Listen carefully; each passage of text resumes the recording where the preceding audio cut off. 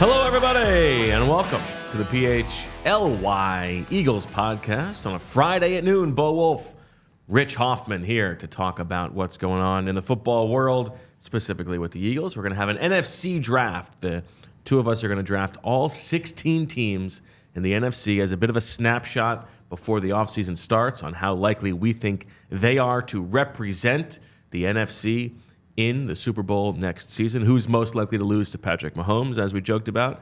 A little bit of smaller news to talk about at the top. How you doing, Rich?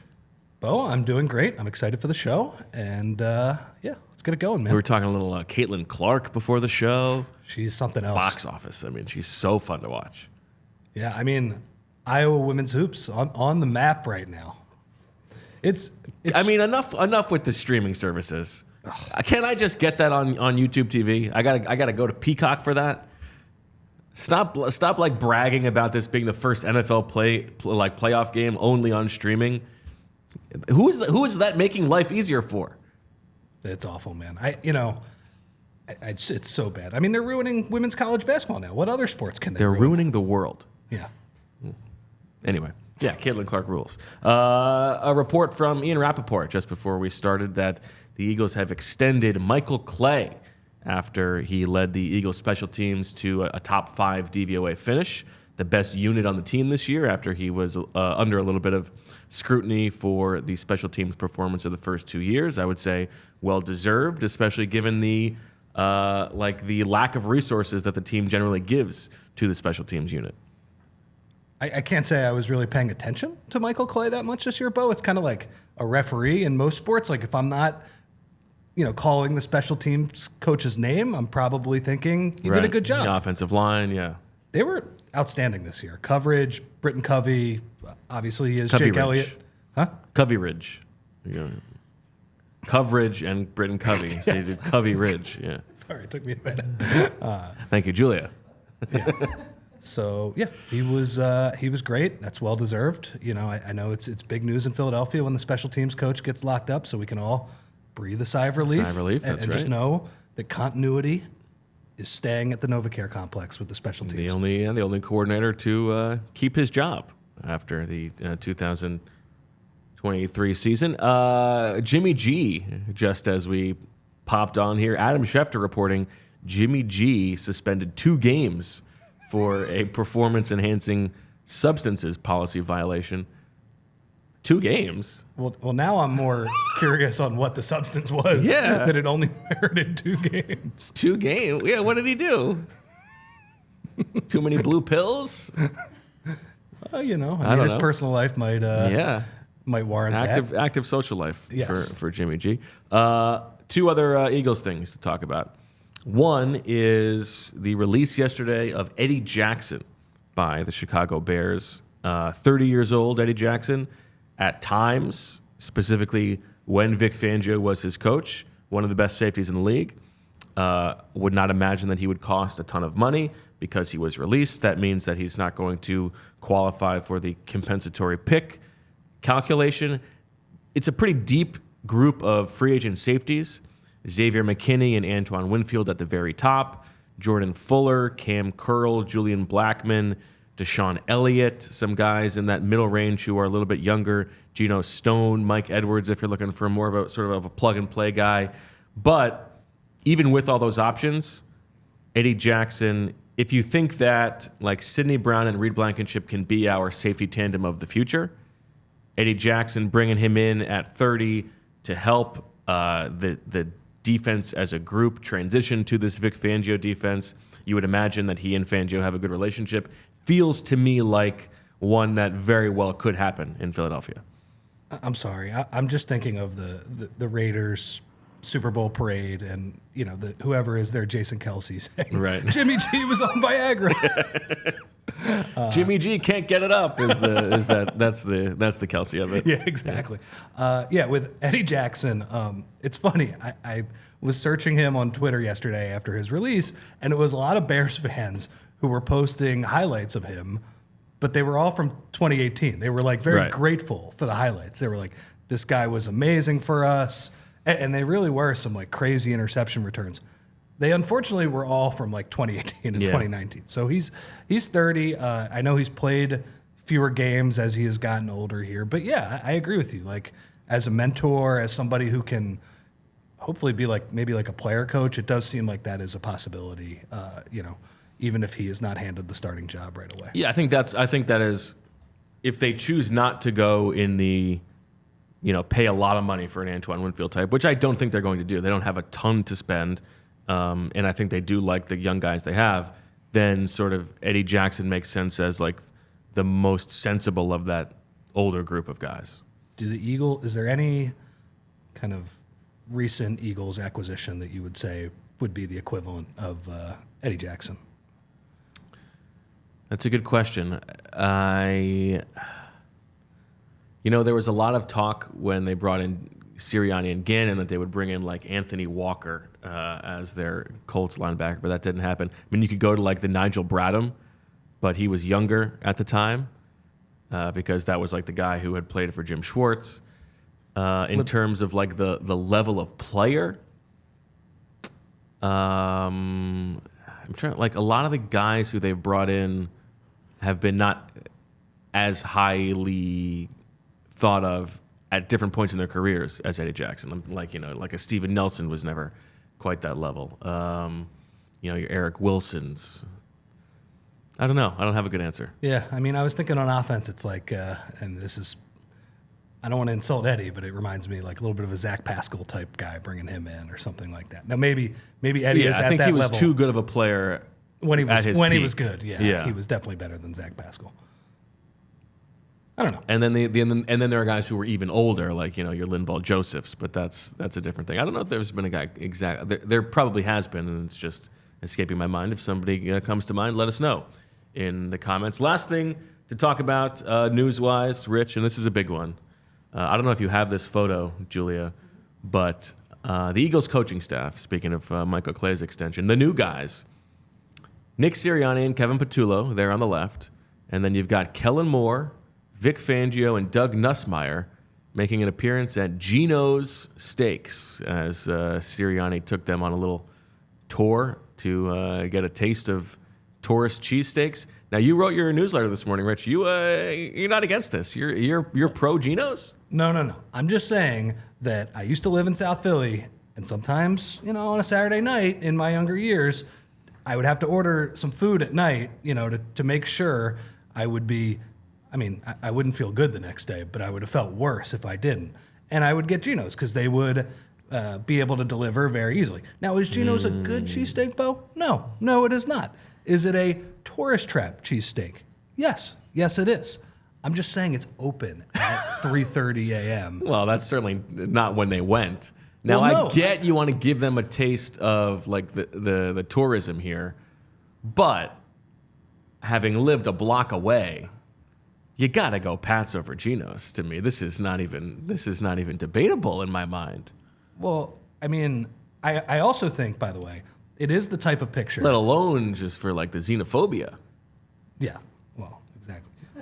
But here's the thing: Nick Sirianni does not do kind of. Well, this is an important point. He is the pander. He does things that people know. Yes. So he is not finding a hole in the wall. Yeah, he's not going to Little shop. Sicily too and getting the getting the Indian cheesesteak. Totally, and he's not finding even a great pizza shop that secretly has a great cheesesteak as well. Like, he probably does not know what Del Sandro's even is. Like, Nick Sirianni is going to the biggest place possible, and he's going to Gino's for better or worse. In this case, for much worse. I would agree with you on that. I also think, I like the comment here, the rank in the shoe games. Kevin Patullo getting a shout out as the best shoes there.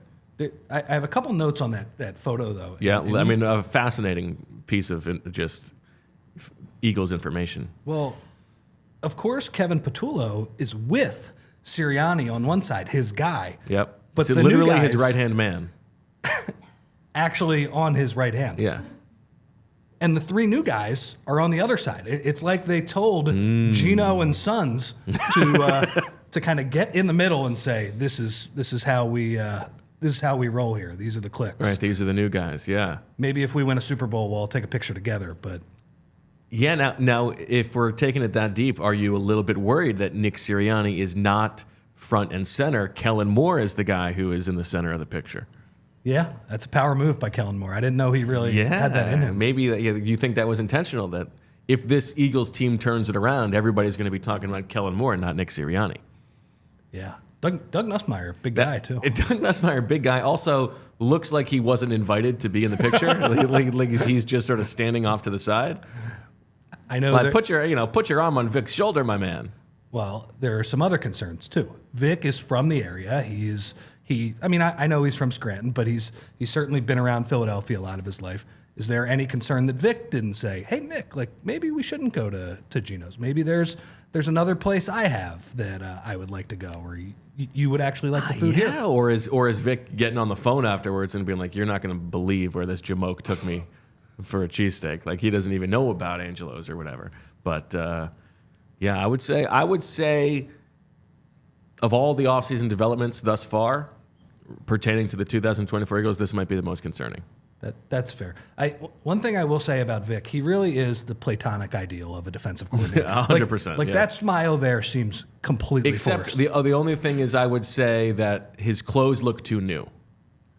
Yeah, and I think that's why he's unhappy inside. You know, like he's like I don't like what I'm wearing. He right needs now. to be wearing a jacket that's 35 years old. I mean, what are we doing, Vic? Yeah, so that's not good.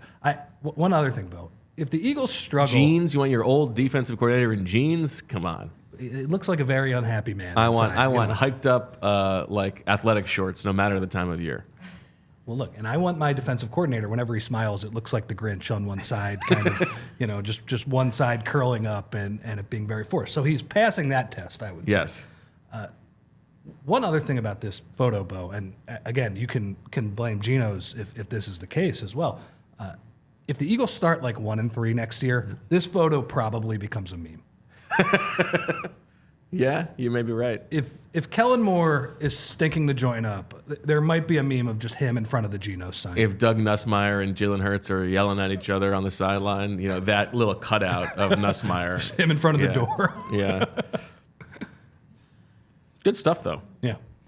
The apartment I used to live on a block away from Pat's and Geno's, best apartment we ever had. It was above a dance studio, and so it had these huge ceilings, nice little rooftop. But the funny thing was that every morning, because the dance studio was underneath, they started right at like 9 a.m. for their first class or whatever, and every day, if we weren't already off to work, our day would start with just hearing like the blaring bass and then "Let me blow your whistle, baby, whistle, baby." Like that's just how our day started.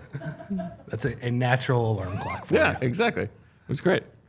All right, let's get to our draft here, Rich. We're going to do the 16 teams in the NFC in order of how likely we are to think that they're going to win the NFC next season. So we're not going for like projected wins here. We're going for just upside.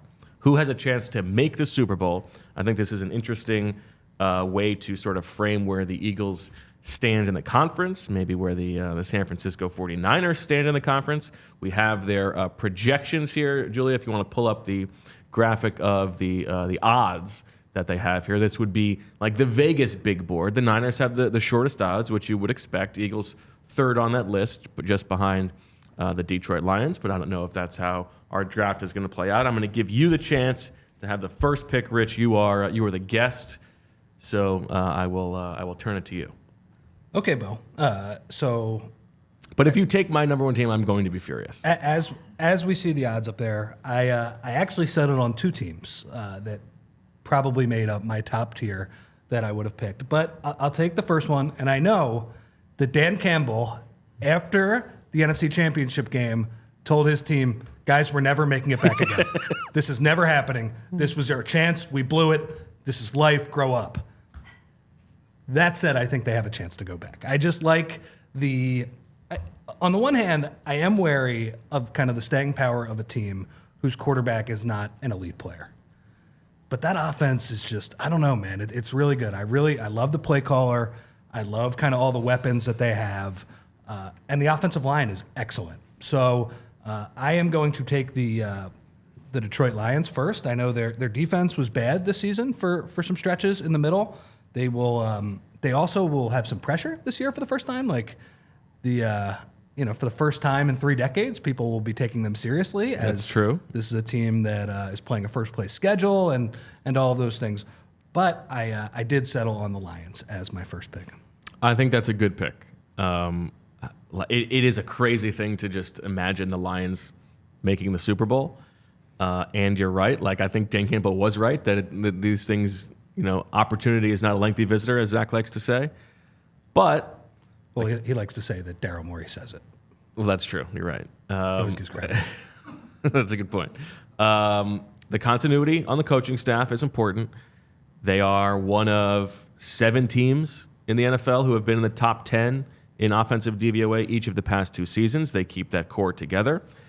I have to say that, I think I was one thing I was very wrong about is Jared Goff. Like, watching him in the playoffs, he was awesome. Yeah. Like, he was great. And for them to keep that coaching staff together, Ben Johnson thumbing his nose at your boy Josh Harris, like, I can see the offense remaining elite, right? And that's the most important thing. If they can continue to have a top 5 offense, which they did this year, that's great. You would expect that the defense can't be too much worse than it was last year. Like, Dan Campbell does not strike me as a guy who's gonna let off, right? I love Dan It's Campbell. gonna be He's my favorite coach in the league. balls to the wall. Flaws and all. Last year, I thought that the Niners, coming off that NFC Championship loss, were gonna take a step back. They didn't. The Lions have that opportunity now. I think that's a good pick. Yeah. Again, though, it's the first time since Barry Sanders, and I know you mentioned this on another pod, ZB turning the Barry Sanders pod away from prying eyes on a Wayne on a plane. Fonz full frontal. Yes, the F in NSFW stands for fonts.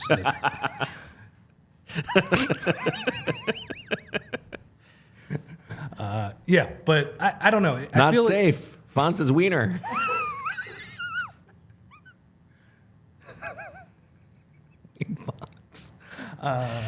So Poor Wayne watching the show.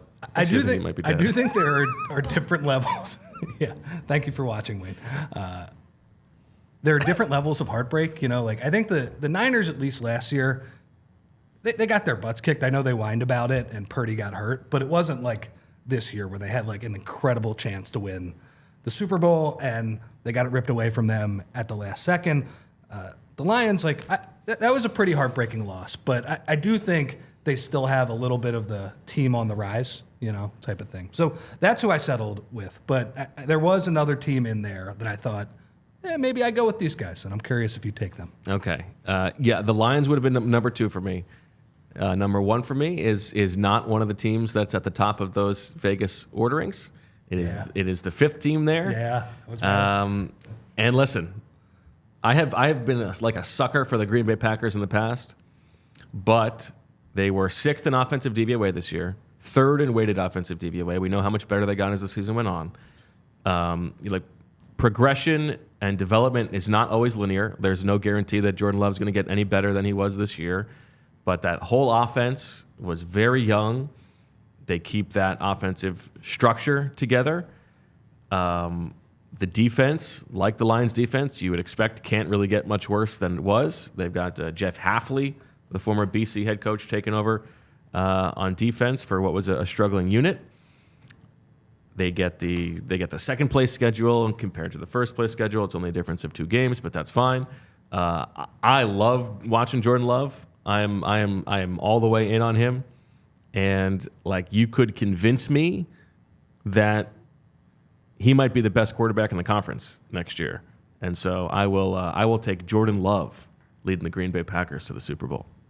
So good pick. That was the other team I was considering at the very top, and it was the same kind of rationale as you. It was a quarterback coach pick. I think Matt LaFleur is pretty good. I agree. And honestly, watching Aaron Rodgers over the past year, I think I've bumped Matt LaFleur up in my book, having to deal with Just the headache of it all. Yeah, just being able to, every day he goes in the office, okay, enough about chemtrails. Let me focus on getting this. Can we work on our motion plays here? I'm trying to dial up some one-on-ones for you. Gosh. So I was so impressed by Jordan Love at the end of the year, like you. And it was, there's one play, Bo, that sticks out. And by the way, that Dallas wild card playoff game, Boy, was that fun. Oh my God, that was the best 3.5 hours of football, maybe since the Super Bowl when the Eagles won. Yeah, it was. I mean, probably so. Wow, I mean, just joy from the first second. And there was a throw that he made that sticks out to me where I was With just the one like, rolling to his left, and then that was okay. that was great. But the one that stuck out to me, I think it was like might have been 14-0 at the end of the first half or something like that. And they're in the red zone. Dallas is dialing up like pretty much a zero blitz. He can see it, but he doesn't know exactly where it's coming from. So he checks, he gets everything in order. He takes a snap, he like rolls back as far as he can, takes like a deep drop. Yeah, he loves lofts, doing that. Yeah. lofts one off his back foot, perfect throw into the end zone. And I just was like, man, this guy is in complete control of everything. And I think, honestly, like just from watching, again, I'm not a self-proclaimed quarterback expert, like his ability to throw off his back foot accurately, I think that is like such a valuable skill. It's crazy, like the sitting and watching guys, which the Packers have done. How like when Rodgers took over for Favre, there were these little like aesthetic nuances of Favre that he was taking, and Love has done the same thing with Rodgers, like just like the way that he'll throw off platform, like you're talking about, and just sort of flick that wrist, which is not exactly how he threw in college. It's kind of fun to watch that osmosis happen, but. Like aesthetically, he is so fun to watch. I'm all the way in on Jordan Love. To bring it to the Eagles, Jordan Love's stretch at the end of this season versus, I don't know, the best 7 or 8 games that Hurts played in a row in 2022. Yeah, it's a different type of player, right? Like when Hurts had it all together, now he also had better weapons, right? But when he was like looking awesome as a runner too, and it totally changed the face of the offense. I mean, his play in the Super Bowl is like one of the best games I've ever seen anybody play in my life at any position. So like, I don't think Jordan Love has played a game at that level. Certainly not with those stakes. But like right now, who would I rather have moving forward? I don't know. I might take Jordan Love. Yeah, I mean it's tough because it was. I know there's so much recency bias in here, but yeah, that's okay. It was at the very end of the year, like. Jordan Love he had some pretty ugly games in late September, early October. Like I remember a Monday night game where he stunk it up against the Raiders of all people. So I don't know, but I will say his play down the stretch, even his play in the San Francisco game. I know he had the crushing late interception, which was the worst Green Bay throw since Favre to Brian Dawkins in 2004.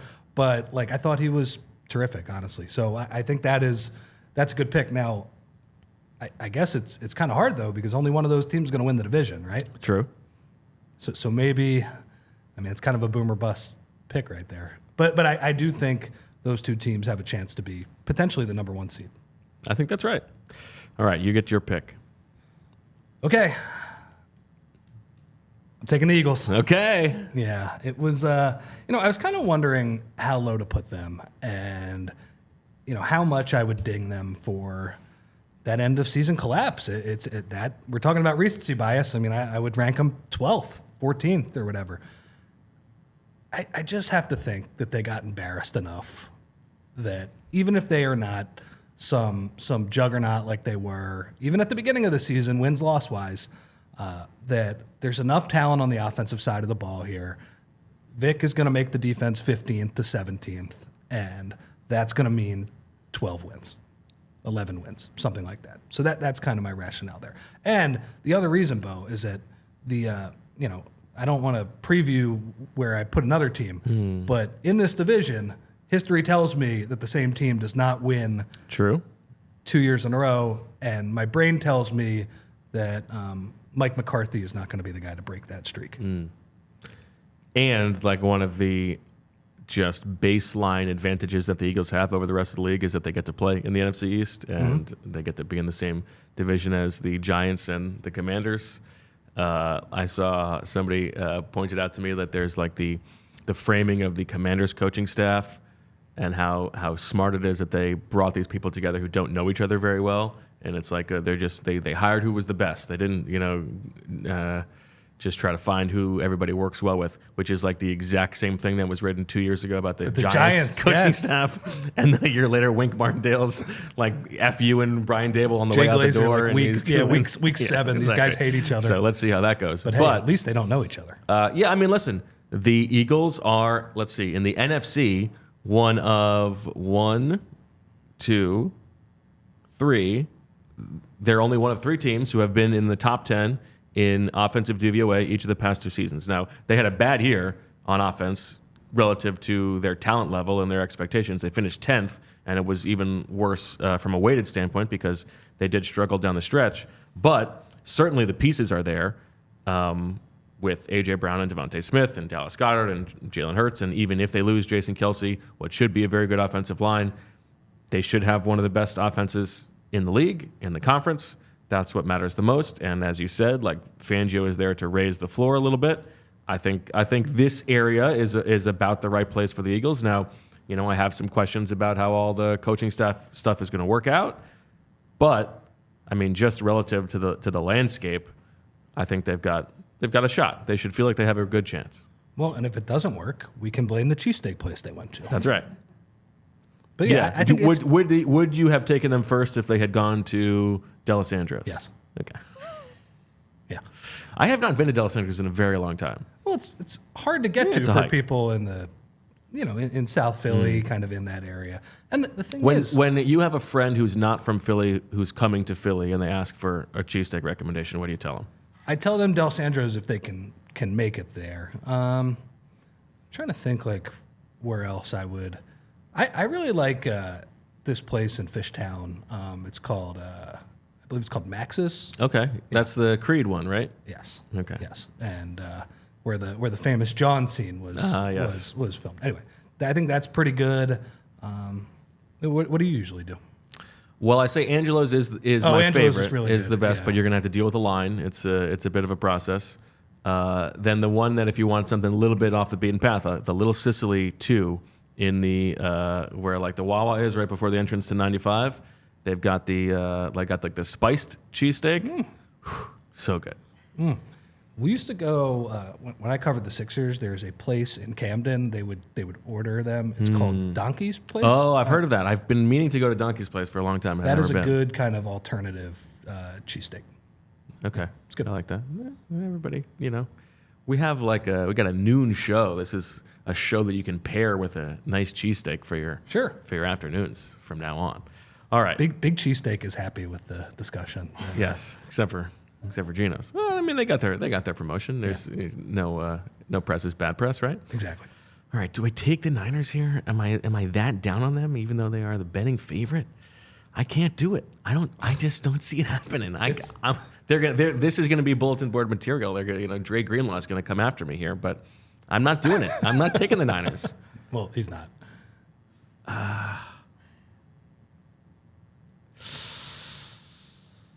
I'm gonna take my real long shot. This is way too early to take them, but I just want to make sure that I get them. Okay? I know what you're gonna say. Who am I gonna say? You can say the Bears? I'm taking the Seahawks. Oh wow. I'm taking the Seattle Seahawks. Now, I'm a Mike McDonald guy. And that defense was very bad last year. I think if he can get them to like a top 10 defense, and a shout out to Coach Flynn, but Coach Flynn has been banging the Ryan Grubb drum for a while. Like this guy has like the most fun offensive design in college football. They go and get him, pry him from Alabama. Love that. They have legit playmakers on offense, like DK Metcalf and Jackson Smith and Jigba and Tyler Lockett, who's still making waves. I think Geno Smith is good, and they may look for somebody to be an improvement, but he's fine. They're going to get that third place schedule. I don't know. I'm in on the Seahawks. They go and get Leslie Frazier too. Like they got a couple guys who I've been like pounding the drum for a long time. I'm in on the Seahawks. I'm taking them over the Niners, and maybe that is very silly, but that's where I stand. At least one Geno got praised on today's show. That's exactly right. So apparently the book on Mike McDonald is he has done well against those Kyle Shanahan offenses. Yeah. I think that's pretty important. McVay put him into that bucket as well. That's pretty important in that division, I would say. What's his name? Ryan Grubb? Ryan Grubb, yeah. He's a very interesting guy because he was with Kalen DeBoer at Washington. Right. I wonder if he sold his house because he went for like a month to Alabama. Yeah, that's true. And then the Seahawks pried him back, and maybe that's why maybe he didn't stay at Alabama. He couldn't sell the house. He's like, all right, well, I might as well get a better job in the Pacific Northwest. Yeah. Well, I mean, what an upgrade too to be like the NFL play caller, because I think Kalen DeBoer is an offensive coach, if I'm I think that's right. correct, right? Like I don't know if I don't know Ryan Grubb is the one who's calling the plays. Zach is furiously yelling at his well, Coach Flynn too. Right now, yeah. So at least we're angering two people here. But yeah, I mean, that's a defensive head coach too, so he's got full control on that side of the ball. And I liked how the Seahawks, because obviously they share some level of provincial camaraderie with the University of Washington. They felt like, we got our guy back. Like, screw you, Kalen DeBoer. Right. The city of Seattle is taking Ryan Grubb back now. Right. Who knows if Ryan Grubb is going to be any good? So I don't mind that pick. I had them a little bit lower, but I know it's a reach, but I wanted to make sure you got to get your guys. yeah. They were a Red Star team on my board. Okay, so my next two teams, I actually have a tough decision. And unfortunately, now you know what? I'm going to make you take the Niners. I'm going to take the Niners. Should we make them go last? Yeah. Well, look, I mean, if Kyle Shanahan's history after a Super Bowl is any indication, they should be like 12th. Okay, I am taking the Rams of Los Angeles. Yeah, good pick. I should have taken the Rams ahead of the Seahawks. Yeah. I thought, it kind of gets lost because all these playoff games blend together after the Super Bowl. I thought Rams-Lions, that was an awesome that was a fun playoff game. Like, it was, obviously the crowd was going nuts. Like you said, Goff was making some great throws. Stafford was getting his ass kicked, but getting up and still making great throws. And Nakua is, I cannot believe how good he is. It's crazy how good he is. Like, how can that guy be a 5th-round pick?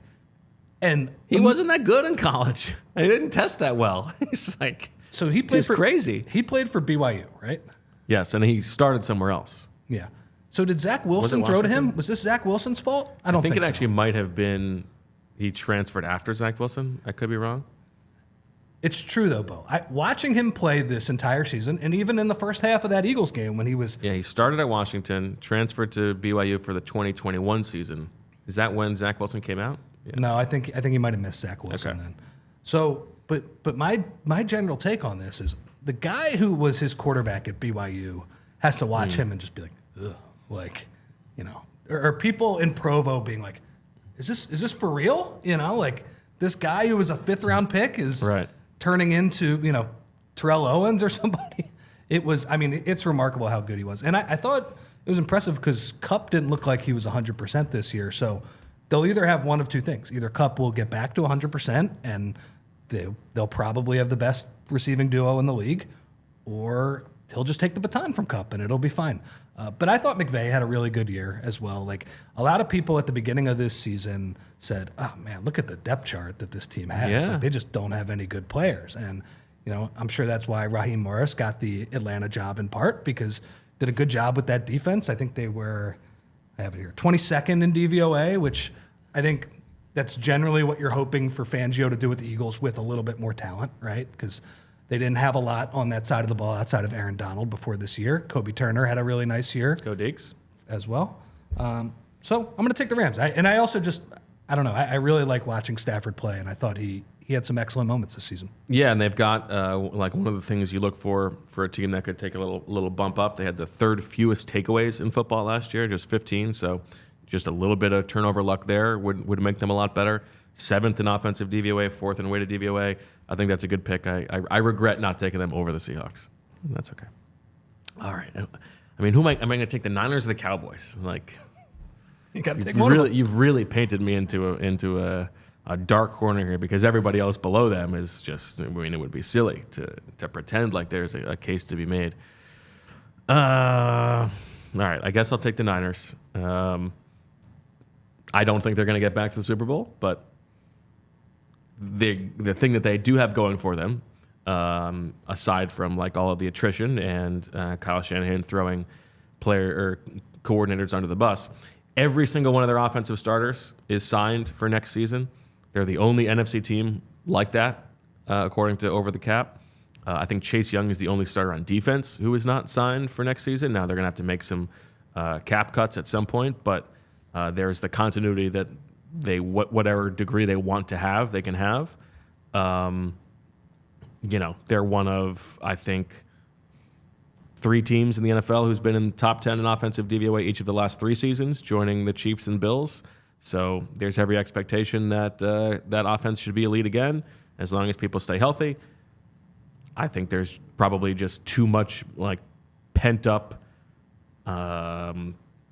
trauma and scar tissue for them to get there again. But I think they have a better chance than anybody below them. So I'll take the Niners. I agree with everything you said, and I guess the main thing is their roster is still going to be elite, even if Greenlaw is hurt for a lot of this season. It's still excellent. So many blue chip players all over the place, and as we kind of went over yesterday, their cap crunch is probably not going to come this season. But even outside of my general hatred of them, it just seems like it's going to be hard to pick yourself up one more time. And I got to say, losing in the NFC Championship game and then getting back to the Super Bowl, I guess they lost in the NFC Championship game twice in a row to finally get to the Super Bowl. That is impressive. I will give them a lot of credit for doing that. But I just don't think they can do it again. Do you think Brandon Staley will be the defensive coordinator for them next season?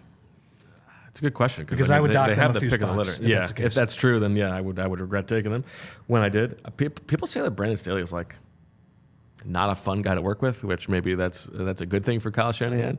I guess. I don't know. I don't know if they have somebody specific in mind. How about Bill Belichick? Oh, man. Well, both of those guys would probably work with Shanahan because I think I read a piece. I wonder if it was the Seth Wickersham piece before the Super Bowl. Shanahan has the same thing as Belichick where he's so grumpy and so focused on the game and thinking about, whatever is in his head football-wise that, when he's walking through the hallways of the practice facility, don't talk to him. Yeah. He's not thinking about hi to the secretary or to the special teams coach or the. It's not that hard. There's the report out there about Joe Douglas is too nice. He's too nice for his own good. This is such nonsense. It's just framing for a-holes to apologize for their workplace behavior. You don't have to be mean and grumpy to everybody just to be a good general manager or a good head coach. It's okay to walk by somebody and say hello, how are you? That is so funny. I did see that Joe Douglas report. The fact that he's getting dinged for being hey, how you doing? How's your family? Instead of come on, it doesn't have to be like this. It can just be hey man, he's made some really crappy draft picks. But nice guy. Cannot fix his offensive line. Fine. Remembers my kids' names. Get him out of here.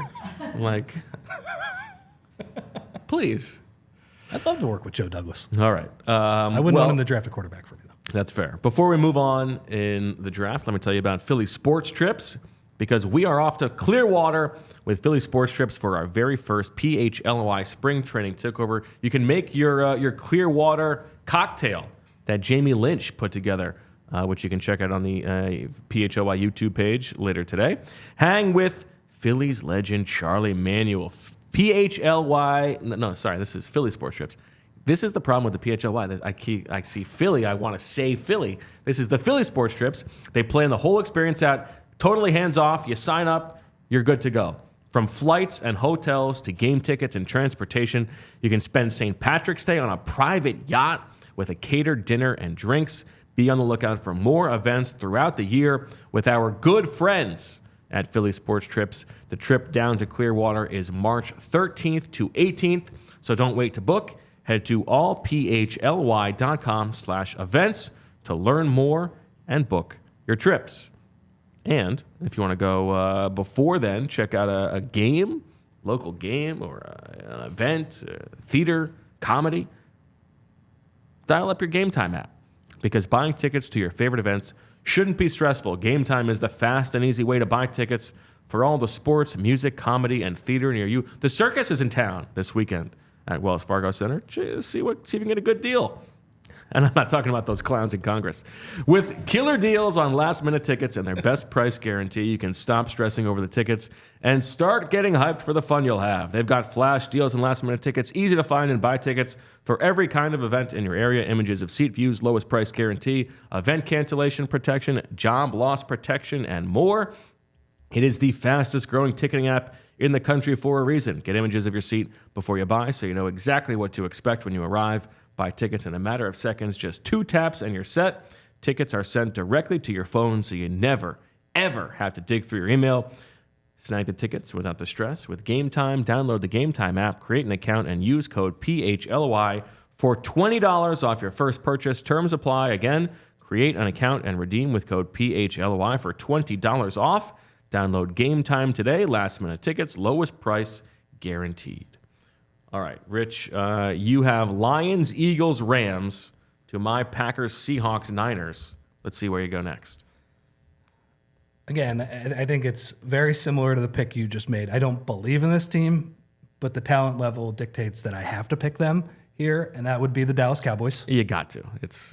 I think this is the last team that has a real chance. Yeah. So here's my question for you. What do you think about the Mike Zimmer hire? All the way in. All the way in on Mike Zimmer. I mean, even angrier and crotchetier than Vic Fangio. I mean, this is a cantankerous MFer. Like, absolutely. I'm in. He is the Platonic ideal. Yes. I don't think that guy has ever been happy. Yes. Now, you know what? I'm going to be a hypocrite here because all the things I just said about you don't have to be mean. No, defensive coordinator, you better not say hi to me. Yeah. You better, yeah. If I say hi to you in the hallway, you better spit your chew at my shoes. Yeah. And keep walking. Look, everybody knows defensive coordinator is a separate thing, and the normal rules of decorum and kind of workplace absolutely etiquette is not. It does not apply to them. So, on the positive side, like he also his defenses in the past have been, in my opinion, fun to watch too. Like those double A gap blitzes, right? I love it. Bingo on the double A gap blitz. Love a good double A gap blitz. Just a lot of pressure on the quarterback. Like you said, he's got the personality for it. I will say, one negative for Dallas, it seems like he wears his hats forward, which I don't know. That's going to be a big shift. They might run him out of town, Is Micah Parsons going to respect him? I don't know. I just don't think Dak is going to have as good of a season this year, too. I think we have enough of a track record on Dak Prescott to say, look, above average quarterback, but they wasted the truly great Dak season here. And again, I do not believe in Mike McCarthy as a pillar of stability and just cranking out wins. He does have a very good regular season record. I will give him credit for that in Dallas, but I just don't buy it. I think the Eagles if they can get the 1 seed, they did lose at home in the playoffs this year, but yeah, I agree that it's hard to see it with McCarthy, but they've got a lot of talent on both sides of the ball. They are the only team in the NFL who's had a top 5 DVOA defense each of the past 3 seasons. And you bring in Mike Zimmer, it's not like they should take a huge drop off. I think that's the only pick you could make there. What happens when they stop turning teams over all the time, though? I think that's probably worth a couple wins at some point here. That's all. Probably so. Yeah. All right. Well, now we've dropped to the also rans before we even get to the. We don't even know if they can run, but I think the long shot that I like the best here is probably the Chicago Bears, you mentioned before. And the story you can tell yourself is, wow, if Caleb Williams just comes in and lights the world on fire and the league can't catch up to what he can do. Now, they've got talent on both sides of the ball. Shane Waldron comes in to run the offense. That's probably an improvement there. They've got DJ Moore. Their offensive line is better than it was a couple years ago. I'm not a big Matt Eberflus guy. He's not giving me like Dan Campbell run through a wall vibes. No. He's giving me like let's push a pencil from 9 to 5 vibes. But it really does look like that. If this is just based on if the power of Caleb Williams, because the thing is usually a team that drafts number 1 overall, even if the guy is great, he's coming into a terrible team. This is a pick that they got from the Carolina Panthers, so they are. A team that has a lot of young talent, and that defense was coming together at the end of last season. I will take the Bears here. Apparently, Caleb Williams did not have a good season. I did not pay too much attention to USC. His Heisman season 2 years ago, some of the plays he was making were just outrageous, like keeping the play alive. Some people think that Drake May is going to be a better player. I know Nate Tice, friend of the program, is a big Drake May guy, but yeah, I'm not too worried about. Patrick Mahomes didn't have a winning record in college. And by the way, he was coached by the same exact guy as Caleb Williams. Yes. So, and by the way, Drake May is probably about to be coached by that guy as well. a good point. So, good luck to you, Drake. Anyway, I'm with you on that. The Bears were my next pick. What do you think they do with Fields? Well, I think that's interesting as we look at these other teams here, right? Like some of these teams could make a move for Justin Fields. I mean, I think they trade him. I think just trade him to the highest bidder. I am intrigued by the idea of keeping him around and like let Caleb Williams have to win the job, but it feels like that's creating too much potential for like locker room discord. I also kind of think they should have just cleaned house with the coaching staff, start fresh. But I mean, I wonder what they're going to get for him. It feels to me like a second.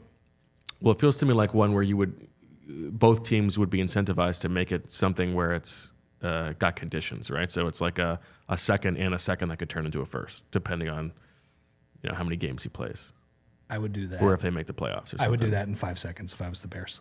If I was the Bears, yeah. Justin Fields, like, I don't know. I'm just okay on Justin Fields, yeah. He felt like Mr. November, Mr. December to me. Like when the Bears are 1-7 and they've already had all these embarrassing performances, Justin Fields is like, okay, now it's time for me to show up. And look, like he has we've been eliminated from playoff contention. Here we go, baby. He's like, I am going to run for 180 yards and make it look as cool as possible and throw 2 absolute dimes to DJ Moore. So I think that's a pretty easy decision for them. But I think like long term, the Bears have a chance to be a pretty good team, especially if Caleb Williams is any good, especially because they have the extra pick this year too. Mm-hmm. I think they're also picking in the top 10, right? Yes. And whatever they're going to get from Fields. So they have a chance to get this right, but probably not this year.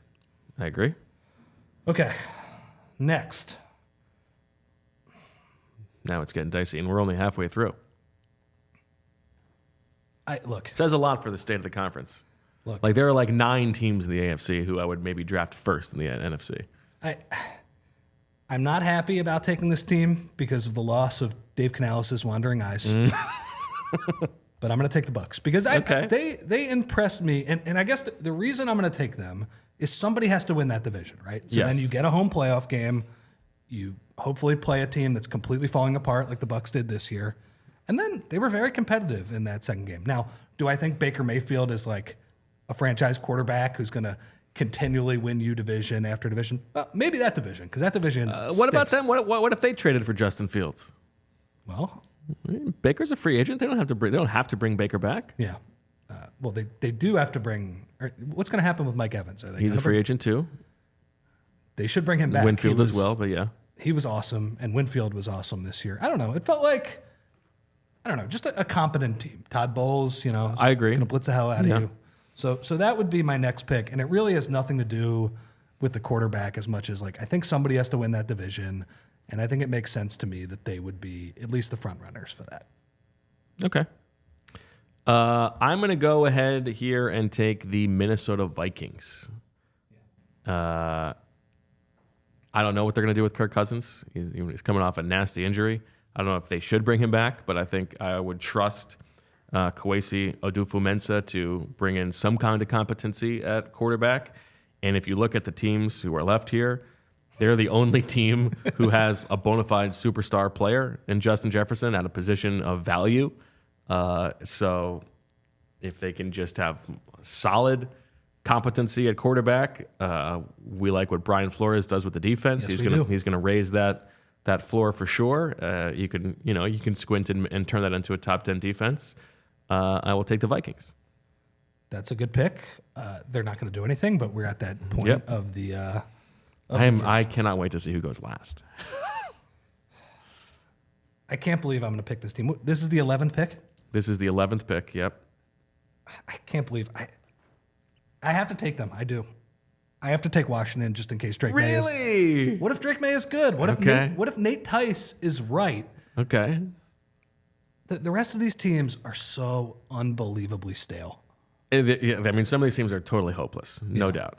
I think there's probably one other. I would not have taken them there, but I would take them soon. Yeah. I think you're right. There's one other team I think who I think you're going to take next, who I think it's at least an argument, but these other teams, unless they make a move, I do not see the quarterback upside to even be above average, right? And, who knows? I mean, Drake May, again, like I said, I think his offensive coordinator is very likely a bozo and is not going to help him. He might not even be the pick, too. We'll see what they do. We'll see if Josh Harris has gotten over having to fly halfway to Detroit and turn the private jet around that he's fueling with the Sixers luxury tax money.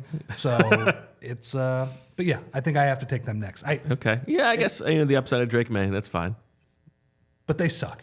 Yeah, I mean their talent is not very good. I think it's still a rotten organization, but yeah, I mean we're picking from terrible choices here. Yeah. All right, I will take the Atlanta Falcons. Yeah. Not super exciting, but some talent on that side of the ball, especially on offense. Maybe you can sell me that Raheem Morris is this unbelievable leader. The defense took a big step forward last year, and maybe sort of stays at that level. They had the third worst turnover differential in the league, the fourth fewest takeaways, so you get a nice bump there. Maybe we like Zach Robinson, aside from how attractive he is to certain people, and who knows what they do at quarterback. Maybe they get Justin Fields, maybe not, but more so than the teams that are on the board, the Saints, Cardinals, Giants, and Panthers, I'll take the Falcons. Yeah, I agree. That would have been the next team. I mean, what are they doing at quarterback? Who knows? Yeah. There are, if you look at the free agent quarterbacks, there are certainly a lot of guys better than Desmond Ridder. Desmond Ridder was so bad. Due to be available. So bad. Nobody in the NFL loved anything more this season than Desmond Ridder loved turning the ball over in the red zone. Yeah. Just his favorite thing to do. And also Ryan Tannehill. Who is their play caller now? They got Zach Robinson. Okay, yeah. So I'm going to assume because Zach Jacoby Robinson, Brissett. I don't know. Because Drew Lock, Jameis Winston, Gardner Minshew. Yeah, they're probably all better. And because Zach Robinson has at least driven Sean McVay to the airport or whatever, and he's probably done more than that considering how long he worked with him, I'm going to assume he's going to know how to use Bijan Robinson better than Arthur Smith did. Yeah, I think so. Bijan and Drake London and Zach's boy Kyle Pitts. They got some reasons to believe in the offense. Okay, no, that's a good pick. So I am up next. Panthers, Giants, Cardinals, Saints. Where are you going to go? I am going to go with what, just looking at this list, strikes me as maybe the stalest organization in all of sports right now. I'm going to take the New Orleans Saints. Yeah. I mean, seriously. I think they have no shot. They might be last on my list. I think what you said is exactly right. The stalest organization in sports. I mean, their quarterback just gets in fights with their players.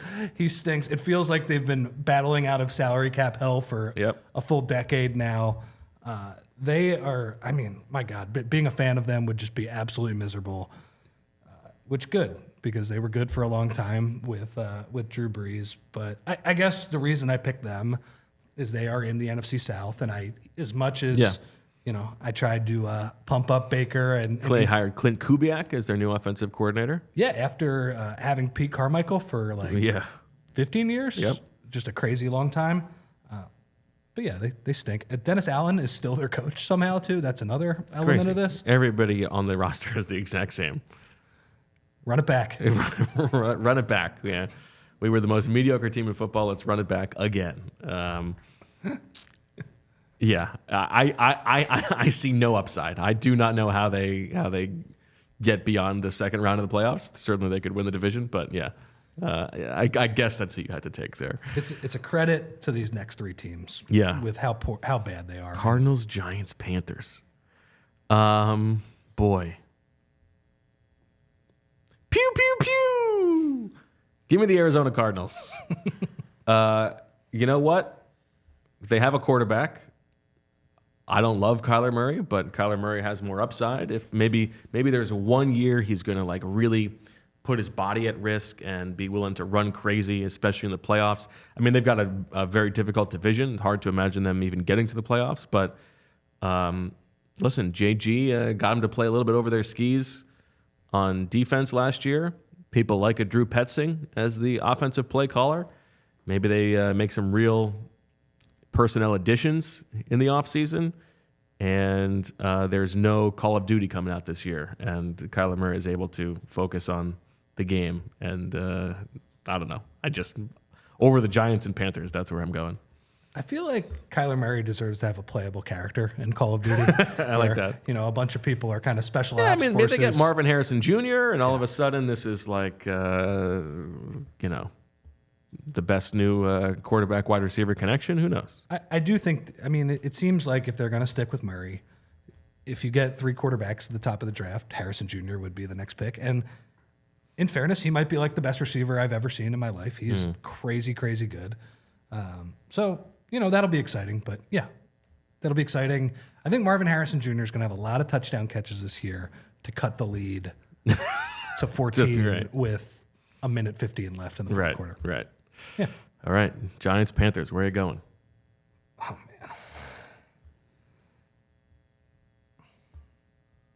man. I do like that the Giants have lasted to the bottom 2. I'm going to take them here. Okay. I'm glad, because I would have taken the Panthers. Well, I know. I mean, you want Canales on your side. That's fair. Yeah. Well, the upside with the Panthers is the coach gets fired for philandering in week 4. They bring in somebody else. There's like a big, you know, and that's like a story you could tell your kids about. That's a Hollywood movie. Is like some interim head coach leads them to the Super Bowl. Bryce Young turns out to be the guy who was worthy of the number 1 pick. The Giants, there is a hard ceiling for them. And the ceiling is like right above our head. Like, yeah, it's 8 wins. Yeah. It's like one of those small apartments where you're kind of you see on YouTube or TikTok where, you know, people are like, this is $2,000 a month in New York and you can barely stand in it. Right. Like those type of things. That's the Giants. That's their ceiling. That is how much space they have. We mentioned the Saints earlier.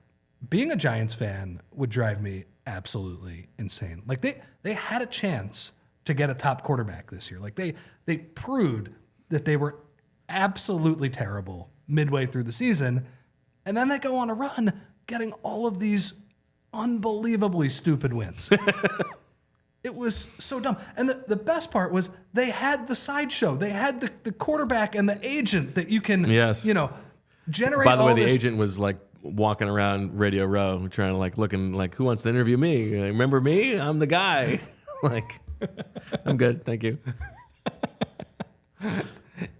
So they had that guy who, by the way, in week 14, you know, it was a quick fall for grace for Sean Stellato because, you know, I'm sure he was on WFAN every day at that point. You had the sideshow kind of attraction to distract from you losing those games. But they couldn't lose the games, Bo. They kept winning. Ridiculous. They were tied for first in the league in turnover differential last year. Like, they were not as good as their record indicated last year. As you said, like they should be a like picking top 3 in the draft. They lose Wink Martindale. Shane Bowen comes in. They might lose Saquon. Get Daniel Jones back. Great. Good for you. Like go get those 6 wins. At least Arizona, right? When they lost to the Eagles, Monty Osenfort was like the human embodiment of the crying behind the smiley face. Like that guy. They could not have been happy, but at least, But at least there's a plan there. Now, Gannon didn't execute it, and the Eagles obviously got in the way of that, which was a day where nobody was happy except for Gannon, probably. But I don't know. I don't really feel like the Giants have that level of direction. I mean, they got a lot of class, but I don't know if class is going to get you to the second round of the playoffs here. Bill Belichick, head coach in 2025. Oh, yeah. Probably. Yeah. I could see that. All right, I'll close with the Panthers. Fewest takeaways in football last year. That's the only thing I can tell you. They've got like no draft picks, but we'll take them. We'll take them in Dave's wandering eyes. So you've got Lions, Eagles, Rams, Cowboys, Bucks, Commanders, Saints, and Giants. I've got Packers, Seahawks, Niners, Bears, Vikings, Falcons, Cardinals, and Panthers. I'm sure Zach will have many thoughts when he returns next week. But you and I back in the saddle on Monday on Zach's favorite day of the year, President's Day.